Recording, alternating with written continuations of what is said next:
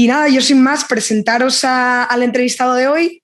Es el número 2 de la candidatura de Más Madrid a presidir el gobierno de la Comunidad de Madrid en las elecciones del próximo 4 de mayo, la semana que viene. Como sabéis, estas entrevistas se centran básicamente en programa, en hablar de las propuestas. Bueno, lo dividimos en dos partes. Primero hablamos evidentemente del coronavirus, pues porque es lo que ha marcado este último año que todos hemos vivido, y luego, sobre todo, hablaremos de temas que creemos que tienen especial importancia para los jóvenes, sobre todo, ¿no? Sin más, Pablo, muchísimas gracias por aceptar la entrevista. Primero Nada, gracias a vosotros. En primer lugar, la responsabilidad del retraso es solo mía, así que pediros disculpas también por eso y un placer tener la oportunidad de charlar con vosotros, ver si tenemos algún punto en común también y sobre todo pues aprovechar la oportunidad para reflejar un poco pues lo que pensamos la gente de Más Madrid, que yo creo que le puede interesar a la gente. Genial, pues empezando con el tema de la pandemia, la primera pregunta que yo creo que todo el mundo la hace bastante es, ¿por qué crees, ¿no?, que siendo las medidas de la Comunidad de Madrid más laxas en comparación a las que se han tomado desde otras comunidades autónomas, pues quizá la situación no se ha descontrolado demasiado, ¿no?, en comparación, digamos? No sé si quizá ni siquiera haces esa misma reflexión, ¿no? Pero ¿qué piensas de eso? Bueno, yo decir que la situación no se ha descontrolado tanto, ciertamente no sé si podría haber sido peor, no lo sé. Prefiero la verdad que no pensarlo porque creo que, y en eso supongo que estaremos todos de acuerdo, que los madrileños y las madrileñas acumulan muchísimo dolor en el último año. Y yo, honestamente, y lo digo con total sinceridad, creo que hay una parte de ese dolor que era evitable. Nosotros siempre decimos una cosa como muy clara. El virus no es responsabilidad de nadie, ni de quien está en el gobierno ni de quien está en la oposición. Pero el virus ha encontrado, desgraciadamente, en determinadas políticas que se han aplicado en la Comunidad de Madrid en las últimas décadas, un aliado perfecto. Y precisamente por eso nosotros defendemos en estos momentos que para salir de la situación de crisis sanitaria, pero también la crisis social y la crisis económica, de la que me imagino que hablaremos posteriormente, necesitamos precisamente recetas que vayan en el sentido opuesto de, pues seguramente, las medidas que han agravado la situación que tenemos en estos momentos. Yo niego la mayor porque los datos creo que apoyan mi planteamiento. El exceso de mortalidad que hay en España en el último tiempo, desde que inició el coronavirus, es en torno al 6%. En la Comunidad de Madrid hemos llegado al 18%. Hemos vivido situaciones dramáticas en sectores específicos, como por ejemplo son las residencias de mayores de la Comunidad de Madrid, que son de competencia de la Comunidad de Madrid, pero en términos generales los datos, ya digo, que son muy alarmantes. La Comunidad de Madrid no ha bajado de 150 en infecciones, digamos, acumuladas desde el mes de agosto. Si recordáis, en verano el vicepresidente de la Comunidad de Madrid, que no terminó la legislatura de vicepresidente, pero Ignacio Aguado, decía que íbamos a llegar a las Navidades por debajo de 50. Bueno, eso nunca ha pasado, pero no es que no haya pasado, es que no nos hemos acercado siquiera a una cifra, yo creo, más o menos razonable. La tercera ola en la Comunidad de Madrid, para que tampoco normalicemos, digamos, cosas que yo creo que no son normales, en la Comunidad de Madrid han muerto 300 personas a la semana. Hemos terminado normalizando que haya el equivalente a un accidente de avión diario. Yo creo que la situación, francamente, en la Comunidad de Madrid no ha sido buena. Y seguimos estando a la cabeza de España en lo que tiene que ver con el ratio de hospitalizaciones por habitante. Yo creo que la situación es muy mejorable. Insisto, creo que el virus no es responsabilidad de nadie, pero las políticas sí son responsabilidad de los gobiernos y es lo que nosotros modestamente vamos a intentar corregir a partir del próximo día 4. Hablando de políticas, me gustaría preguntarte cuál crees que ha sido la medida más efectiva de las que se han tomado para luchar contra la propagación del virus y, a la vez, evidentemente, cuál ha sido la que menos ha funcionado o la que tú crees que, digamos, que no se puede volver a tomar, ¿no? Bueno, yo en esto hemos adoptado desde el primer momento como una posición muy clara respecto de las medidas más adecuadas y las menos adecuadas. Sí, es sencillamente hacer y aplicar desde la política lo que la ciencia recomienda. Para nosotros eso es un planteamiento de partida. Por tanto, no son digamos, no es un análisis que me inventé yo, que se invente Más Madrid, es sencillamente la aplicación de lo que yo creo que la inmensa mayoría de los expertos recomiendan. Yo creo que entre las más efectivas, sin ninguna duda, han sido aquellas que restringían la movilidad.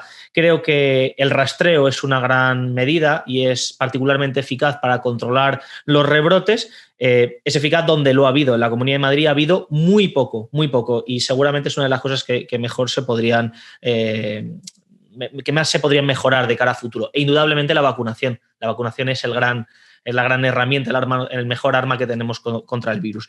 La menos efectiva, bueno, ha habido muchísimas muy poco efectivas, pero si tuviera que elegir una, seguramente sería la segregación por zonas, ¿no? En la Comunidad de Madrid, teniendo en cuenta que estamos ante un contagio de ámbito comunitario, la verdad que no parecía que tuviera mucho sentido prohibirle a los vecinos de Vallecas, por poner un ejemplo, que pudieran ir a tomarse una caña al centro de Madrid, pero sin embargo permitirles que pudieran ir a trabajar todos los días por la mañana y pasar, digamos, 8, 10, 12 horas en lugares en los que en teoría no se podía ir. Esa ha sido particularmente ineficaz y yo creo que fundamentalmente sirvió para estigmatizar a los barrios sencillos y a los barrios trabajadores de la Comunidad de Madrid. Y si Más Madrid consigue llegar al gobierno de la Comunidad de Madrid, ¿qué estrategia vais a seguir para, digamos, evitar la saturación en UCIs, que entiendo que más o menos ahora es uno de los objetivos prioritarios? Y por otro lado, para llegar a los objetivos que el gobierno central se puso en materia de vacunación. Bueno, yo creo que respecto al plan de vacunación, lo primero que habría que hacer es hacer un plan de vacunación acorde a la realidad que tenemos en estos momentos. Creo que el mejor vacunódromo que tenemos es la red de centros de salud de la Comunidad de Madrid. Es lo que tendríamos que estar aprovechando, que los madrileños y las madrileñas puedan vacunarse a 5 minutos de su casa en el centro de salud y no tengan que viajar 50, 60 y hasta 100 kilómetros, que ha habido algunos madrileños que lo han tenido que hacer para ir al Wanda Metropolitano. Bueno, los que lo han podido hacer, porque también tenemos testimonios de personas que por situaciones pues de discapacidad, de situaciones sobrevenidas, no han podido llegar hasta allí, por tanto no han podido ponerse la vacuna. Yo creo que esa es una cuestión fundamental. Junto con eso, pues una previsión. La previsión siempre es el mejor aliado del buen gobernante, ¿no?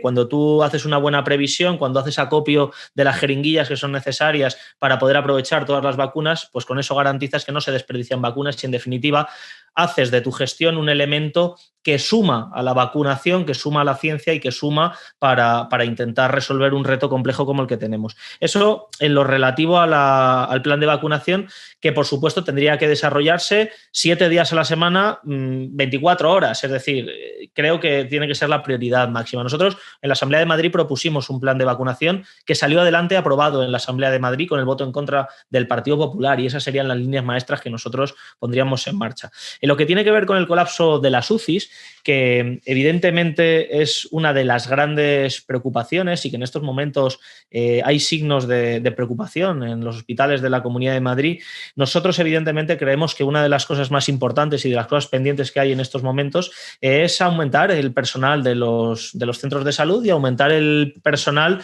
de los hospitales de la Comunidad de Madrid. La sanidad funciona gracias a 2 elementos: a las infraestructuras y a las personas que desarrollan los trabajos dentro de esas infraestructuras. Cuando tú construyes infraestructuras pero no contratas personal, pues sencillamente estás haciendo una campaña de autobombo de cara a los medios de comunicación, de cara a tus votantes, con otros objetivos diferentes, pero desde luego no consigues resolver los problemas que tenemos. Nosotros tenemos un plan que tiene diferentes aspectos. Hay uno especialmente dedicado a la sanidad, es el plan Reanima Madrid, que es para los 100 primeros días de gobierno, y en ese plan incluimos una partida de 460 millones de euros para contratar hasta 2.000 profesionales de la sanidad pública. Yo creo que, más allá de las opciones de voto que cada uno vaya a tener de cara al día 4, creo que la inmensa mayoría de la gente que nos esté escuchando y de los madrileños coincidirán que reforzar nuestro sistema sanitario público después de lo que hemos vivido este año, yo creo que es una de las grandes prioridades y los grandes retos que tenemos por delante. Perdón, que estaba muteada. Como te decía en un inicio, La idea sería ahora pasar a hablar del programa, digamos, en sí, que no es que no hubiésemos hablado del programa, para desarrollar, digamos, otras materias. Hemos pensado 4 materias concretas: la educación, la vivienda, el mercado laboral y los impuestos y el gasto público, que más o menos pueden englobar pues todas aquellas cosas que son importantes, como decíamos, para los madrileños y sobre todo para los más jóvenes. Quizá la pregunta que hago de la educación, y yo creo que será, no me he dado cuenta, yo creo que será que es porque el tema que a mí me gusta más, porque es la más concreta y la que va más como al meollo, ¿no? Y siempre me resulta muy difícil hacer la pregunta porque a veces no se entiende. Entonces vamos a ver si lo conseguimos. En el programa que habéis presentado hace poco, proponéis una bajada generalizada de las tasas universitarias y la equiparación del precio de grados y máster. Sin embargo, cuando nos vamos a la evidencia empírica, nos encontramos que la inversión pública en educación universitaria es regresiva. Esto es, que los que más se benefician son aquellos de rentas medias o elevadas, porque hay una preselección anterior, ¿no?, que impide que las personas de rentas bajas accedan a la educación universitaria. Y que quizá tiene más sentido que esa inversión vaya a etapas más tempranas y no a la universitaria. Entonces, me gustaría saber un poco el porqué de esa medida, cómo consideras, cuál es la mejor forma de garantizar precisamente que aquellas personas que tienen una menor renta pero que quieren acceder a la universidad lo puedan hacer. Eso por un lado. Y luego la segunda pregunta que te quería hacer es sobre el modelo de distrito único y elección de centro escolar, ¿no? Justo hoy además ha salido un estudio que ha hecho un think tank de SADE, el que lleva a Tony Roldán, hablando de los problemas vinculados a la segregación y la elección de centro educativo. Vale. A ver, son 2 megatemas, ¿no? Y en realidad con una carga ideológica fuerte detrás, ¿eh? Y me alegra poder debatirlo con vosotros, y además en este tono yo creo que puede ser muy interesante. Fíjate, de lo primero que dices, yo estoy razonablemente de acuerdo con el planteamiento de la pregunta, ¿no? Es decir, tú lo que me vienes a decir es que la reducción de las tasas universitarias no resuelve el problema de la desigualdad, ¿no?, en el acceso a los estudios universitarios. Y yo creo que tienes razón.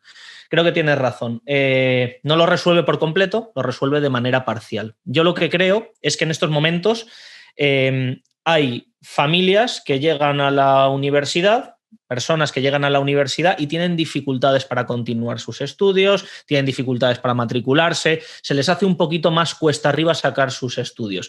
Y yo creo que la medida de rebajar las tasas universitarias, que la Comunidad de Madrid somos los segundos en el ranking nacional, solo nos gana Cataluña en esta materia, yo creo que eso es un problema y que hay que resolverlo, pero reconozco que ese problema, o sea, esta medida simplemente resuelve una parte del problema y que efectivamente el problema de fondo es un problema estructural de desigualdad y que la desigualdad lastra al proceso educativo desde la etapa 0-3 hasta la etapa universitario y que efectivamente, si eres un chaval de una familia trabajadora que a lo mejor no tiene muchos ingresos, que tienes dificultades en casa, que a lo mejor solo tienes un progenitor, que tienes muchos hermanos, múltiples situaciones me puedo imaginar, tienes más dificultades de llegar a la universidad. Y yo creo que el sistema y en esencia la propia democracia lo que tiene que garantizar es que existe efectivamente el ascensor social y que da exactamente igual cuál sea tu apellido, cuál sea tu código postal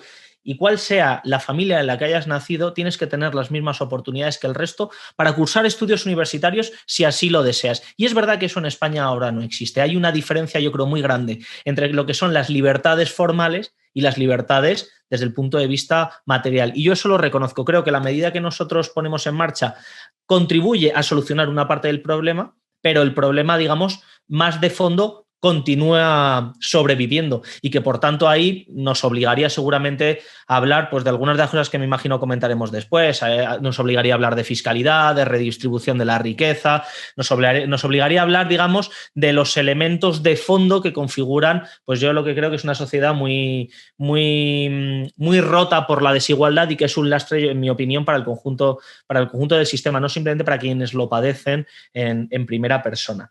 Respecto al tema del distrito único, de nuevo retomo con la concepción, digamos, de la libertad. Es decir, a mí me parece bien la libertad de elección.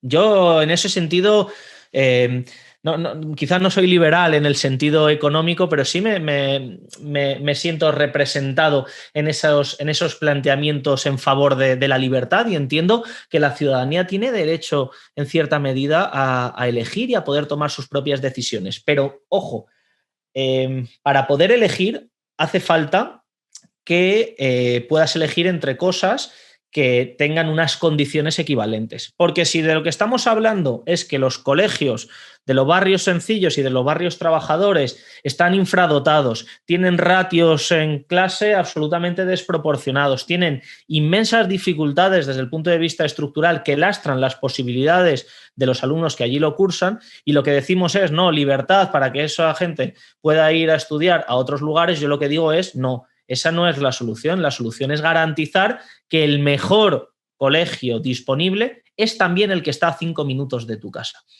Yo creo que eso es evidente. Y si luego, cuando tengamos esa situación garantizada, hay una familia que decide que su hijo va a ir a estudiar a 30 kilómetros de su casa, por el motivo que sea, en esa situación, a día de hoy sería idílica, pues bienvenido sea. Pero la realidad en estos momentos de la Comunidad de Madrid no es esa, ¿no? Y esto sucede mucho cuando hablamos de la enseñanza concertada y de la enseñanza pública, ¿no? Yo siempre lo digo, yo creo que la enseñanza concertada no está en riesgo en la Comunidad de Madrid. Lo que está en riesgo es la enseñanza pública, que en estos momentos tiene casi 5 puntos, 4 puntos y pico menos de financiación que lo que que la financiación media que hay en Europa. Y ese sí que es un drama, yo creo, ¿no? Y eso yo creo que es algo que nos tiene que ocupar al conjunto de los madrileños, con independencia de lo que votemos, con independencia de que llevemos a nuestros hijos a un colegio público o en un colegio privado. Yo creo que la enseñanza pública, en definitiva, es la garantía de que uno de los derechos más elementales que hay en nuestra Constitución, pues no es una entelequia, sino que es algo material, algo que se puede tocar, algo que se puede comer y algo, en definitiva, que nos hace ciudadanos libres e iguales. Yo, de verdad, soy firme defensor de la libertad, también de la libertad de elección, pero la libertad de elección implica una responsabilidad muy grande para la administración, que es la de garantizar un sostén mínimo para todos los centros. Y eso en estos momentos en la Comunidad de Madrid no sucede. Se financian algunas opciones educativas y se abandonan otras desde hace muchos años, y eso es lo que nosotros vamos a intentar resolver. Muchísimas gracias. Hablando de mercado laboral, ¿no? Quizá me di cuenta ayer, cuando hago estas preguntas, que hacemos casi un itinerario, ¿no?, por la vida de las personas, ¿no? Primero nos educamos y luego buscamos un trabajo. El problema, ¿no?, es que Madrid cerraba el cuarto trimestre de 2020 con un 34%, 34,18% de paro juvenil. Entonces es evidente que somos los jóvenes los que lo tenemos más difícil para encontrar trabajo, y por lo tanto, que será el tercer tema, para emanciparnos, ¿no? Me gustaría saber qué medidas proponéis en Más Madrid para que sea más fácil para los jóvenes encontrar un empleo, para que el empleo no siempre sea temporal, sino que haya una opción a poder ascender y poder labrarse una carrera dentro de esos empleos. Y luego, por otro lado, sabemos que hay una parte de los jóvenes, probablemente cada día menos, no lo sé, pero por ejemplo es mi caso, ¿no?, que somos autónomos y que la verdad que lo tenemos muy difícil, ¿no?, porque nos acaban de subir hace no mucho la cuota de autónomos, tenemos que pagar cuota de autónomos, ingresemos o no ingresemos mucho o ingresemos poco. Entonces me gustaría saber si también por ese lado quizá os habéis planteado que quizás si no es tan fácil promover el empleo, si quizá por el lado de facilitar el acceso al trabajo por cuenta propia, pues se puede arreglar un poco la situación. Bueno, lo que preguntas, o la última reflexión de la cuota de autónomos, claro, esto es contraintuitivo, pero no es una competencia, digamos, autonómica, digamos que sería un debate de ámbito nacional, en el que yo creo que seguramente tendríamos alguna posición en común, más de las que a priori seguramente algunos se imaginarían. Dicho esto, a ver, yo creo que ahora tenemos una oportunidad muy grande. Es verdad que estamos hablando de un problema estructural desde hace muchos años, y yo aunque estamos en campaña electoral, me gusta tomar a la gente en serio y no tomarles por idiotas. Entonces, cuando vamos a campaña electoral, muchas veces los políticos venden la moto y dicen que podemos resolver en 100 días lo que no se ha resuelto en 25 años. Y yo lo que digo es que no podemos resolver los problemas que han causado las políticas de 26 años de gobierno del Partido Popular en 2 días. Lo que no significa que podamos llegar al gobierno a quedarnos de brazos cruzados, que algunos también da la sensación un poco que dicen, bueno, pues como es muy difícil nos quedamos de brazos cruzados. No, yo creo que hay que hacer cosas. Pero hay que ser muy claros. Este es un problema estructural que va a requerir de medidas urgentes y de algunas medidas, yo creo, a medio y a largo plazo para poder abordarlo. Entre las cosas que podemos hacer en lo inmediato, en los próximos 24 meses, que vamos a una legislatura corta, porque luego volverá a haber elecciones en la Comunidad de Madrid. Yo creo que es evidente que tenemos un problema con el sector industrial. En las economías más desarrolladas de nuestro entorno, el sector industrial pesa en torno al 20%, esa es la media en Europa. En la Comunidad de Madrid estamos en torno al 8%, y este es un factor de desarrollo evidente. La desindustrialización de nuestra región es un problema inmenso para la Comunidad de Madrid y necesitamos avanzar.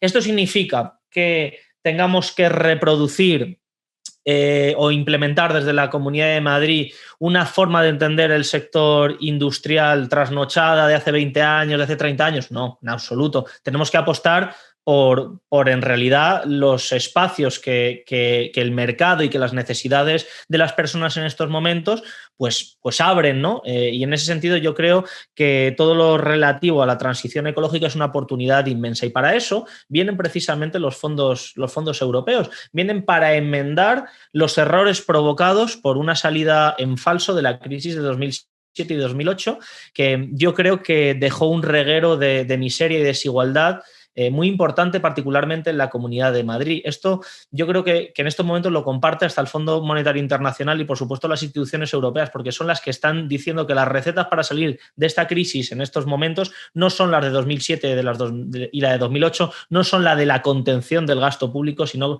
que son precisamente la de invertir el dinero de los impuestos, y en este caso el dinero que pueda venir de Europa, precisamente en garantizar que nadie se quede atrás, porque precisamente esa es la forma más directa de estimular el consumo en nuestras economías. Por tanto, para favorecer el tema del empleo juvenil, yo creo que es muy importante que esos fondos europeos vayan en la dirección de la reindustrialización de nuestra región y de una reindustrialización verde. Ahí no tenemos tiempo ahora seguramente, pero tenemos algunos proyectos muy interesantes, en particular uno relativo a la reutilización de baterías, que nos parece que sería una fórmula muy interesante para toda la industria de la automoción del sur de nuestra región y que podría generar muchísimos empleos en los próximos años. Junto con esto, y hilado también un poco con el tema de la vivienda, es evidente que el sector inmobiliario es un sector importante en nuestra región. Fíjate que, nosotros hemos hecho una posición muy dura, ¿no?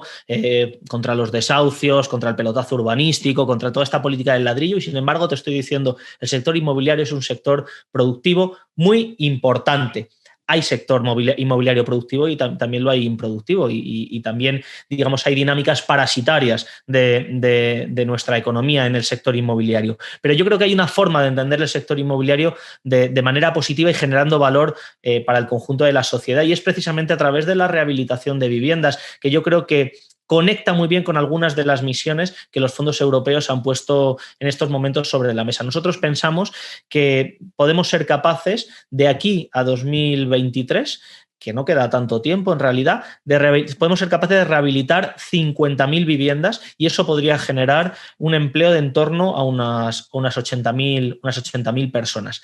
¿Esto resuelve, digamos, el problema global? Yo creo que no. Sigue quedando pendiente, yo creo, desarrollar un plan contra la precariedad laboral, que tiene que pasar evidentemente por el reforzamiento de los instrumentos de control que tiene la administración para perseguir situaciones de vulneración de derechos de los trabajadores, para perseguir a todas esas empresas que utilizan la figura del falso autónomo, para perseguir en definitiva a esos pocos, porque son pocos y también hay que decirlo, pocos empresarios que yo creo que hacen un uso de su posición de fuerza en la relación laboral absolutamente injusto y que en realidad vulnera la ley, y que la administración es consciente de eso, pero que como tenemos pocos inspectores de trabajo en la Comunidad de Madrid, pues ciertamente no dan abasto para cubrir todas estas situaciones. Bueno, yo creo que estas tres medidas podrían avanzar, no resolver de fondo, pero avanzar en la resolución de un problema complejo y bueno, yo creo que también por eso mucha gente joven en estos momentos está teniendo ilusión por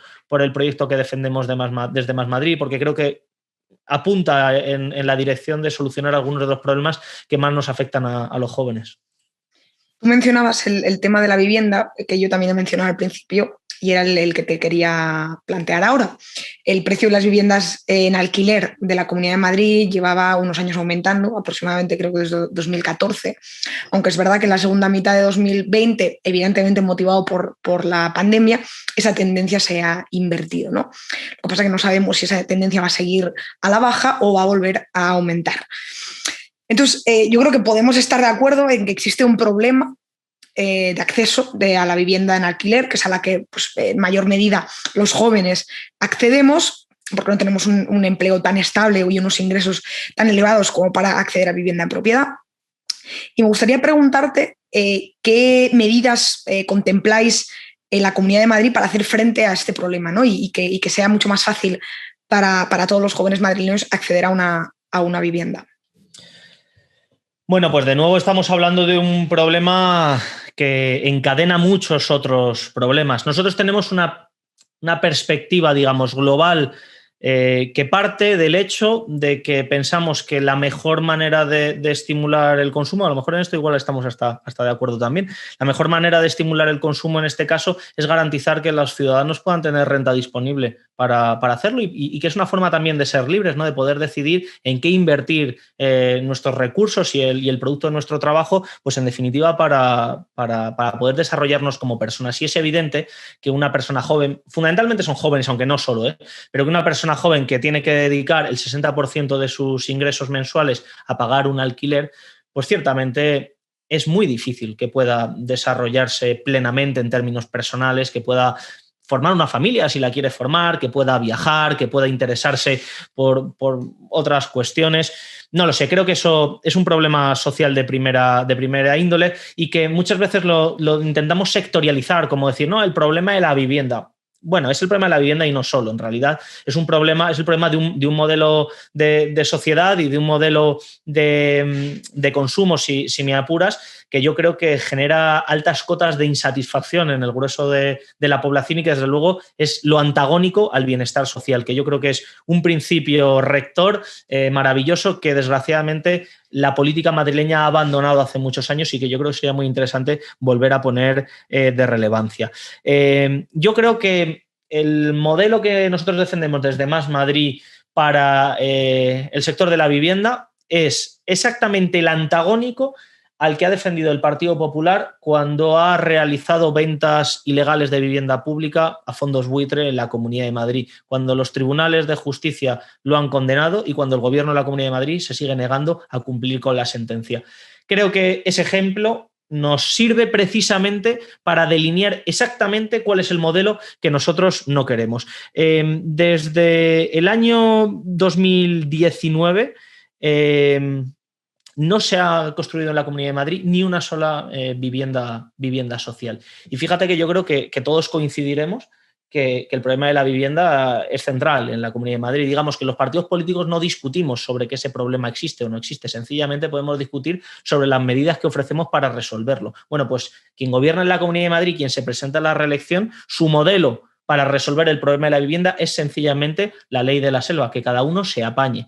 El problema de eso es que el 80 o el 90% de la población ya no tiene formas de la que apañarse. Ya las familias han hecho todo el esfuerzo que podían, los abuelos, los padres, ya han hecho todo cuanto estaba en su mano y sencillamente no pueden resolver un problema que yo creo que los jóvenes, pero no solo los jóvenes, pero especialmente los jóvenes, yo creo que arrastramos en nuestra espalda. Llama mucho la atención que la Comunidad de Madrid, siendo una región en la que el precio de la vivienda es tan alto y en el que el precio de la vivienda genera este problema social tan grande, que no tengamos una ley de vivienda en la Comunidad de Madrid. En esta legislatura, que hemos vivido una legislatura corta, pero una legislatura en la que han pasado muchas cosas y en la que yo creo que los padecimientos sociales han aumentado mucho, llama mucho la atención que la única ley que se haya promovido y aprobado por parte del Gobierno de la Comunidad de Madrid haya sido precisamente una ley del suelo que ha sido aprobada de manera irregular y que está recurrida ante el Tribunal Constitucional. habría sido seguramente necesario aprobar muchas otras leyes, entre ellas, ya digo, una ley de vivienda. Nosotros, evidentemente, apostamos por la regulación de los pisos turísticos porque pensamos que nuestros barrios, que nuestros municipios no pueden ser parques temáticos al servicio de los intereses de los turistas extranjeros. Creemos en el turismo, creemos en una forma de turismo que genera valor en nuestra ciudad y en nuestros barrios, pero ciertamente las imágenes que hemos visto particularmente en los últimos meses no pensamos que aporten nada bueno a la comunidad de Madrid. Proponemos ayudas al alquiler para menores de 35 años y evidentemente estamos en sintonía con aquellos que consideran que la regulación del precio del alquiler es una vía que merece la pena explorar, y consideramos que aquellas ciudades europeas que han iniciado ya ese camino seguramente tardarán un tiempo en dar los resultados, yo creo, más adecuados, los resultados que permitan evaluar esas políticas públicas, pero pensamos que van en el buen camino. Y nosotros, aunque es un asunto que tiene competencias estatales, pensamos que es el buen camino. Pues finalmente terminamos con el tema de los impuestos y el gasto público, ¿no? Porque al final, cuando hablamos de lo que cada partido propone hacer en la etapa en la que gobierne, pues evidentemente hay que hablar de dónde sale el dinero para hacer eso, ¿no? Hay evidentemente muchas cosas que no cuestan dinero, pero hay muchas otras que sí. Y en eso, el tema de los impuestos yo creo que es un tema que ha cogido bastante relevancia en esta campaña, porque si algo es cierto es que Madrid lleva bajando impuestos bastantes años, ¿no? Pues tanto en el tramo autonómico del IRPF como con bonificaciones a impuesto de patrimonio, sucesiones. Entonces, la pregunta en este caso sería si pretendéis mantener esta tendencia, si por el contrario queréis subir algunos impuestos, cuáles y a quién. Y por último, si os planteáis, porque además creo que esto lo habéis comentado en algún momento, que queríais hacer una auditoría, no sé si para llegar a racionalizar algún tipo de gasto o algo así, pero también me gustaría que me comentaseis si por el lado del gasto tenéis pensado, tanto si es aumentarlo como disminuirlo, como te decía, hacer una auditoría o lo que consideréis conveniente. Vale, bueno, pues otro súper tema muy interesante en la Comunidad de Madrid. Yo creo que es importante cuando hablemos de impuestos, ¿no? Que no caigamos, sobre todo cuando hacemos conversaciones así como más pausadas y no mediatizadas por los titulares simplemente, sino que podemos explicarnos mejor, que no caigamos en el error, yo creo, de hablar de subidas o de bajadas, porque en realidad la pregunta yo creo más importante es ¿a quién? Esa es la pregunta, ¿no? Y sobre todo cuando hablamos de las supuestas bajadas de impuestos que ha hecho el Partido Popular en los últimos años, te das cuenta que son muchas menos de las que ellos dicen. De hecho, en esta última legislatura no ha habido ninguna bajada de impuestos. Anunciaron en campaña electoral una bajada de impuestos, que es exactamente la misma que vuelven a anunciar ahora en la siguiente campaña electoral, lo que significa que por lo menos en eso no han cumplido con su programa electoral. A ver, nosotros pensamos que hay una situación insostenible en la Comunidad de Madrid. Tenemos necesidades de muchos ámbitos, hemos hablado de algunas, hemos hablado de vivienda, hemos hablado de sanidad, hemos hablado de educación, podríamos hacer un larguísimo etcétera. Es una región que tiene unas grandes necesidades y, sin embargo, eso pues tiene que convivir a día de hoy con una situación fiscal profundamente injusta que hace repercutir sobre las espaldas del 99% de la población los beneficios fiscales del 1%. Y este es la realidad fiscal de la Comunidad de Madrid. ¿Eso es un paraíso fiscal? ¿Eso es tal? Bueno, no me gustaría como quedarme en el titular. Eso es una barbaridad desde mi punto de vista, desde la perspectiva de la justicia social, que me parece que es un principio constitucional elemental y que cualquier partido lo debería respetar. Yo creo que eso es insostenible.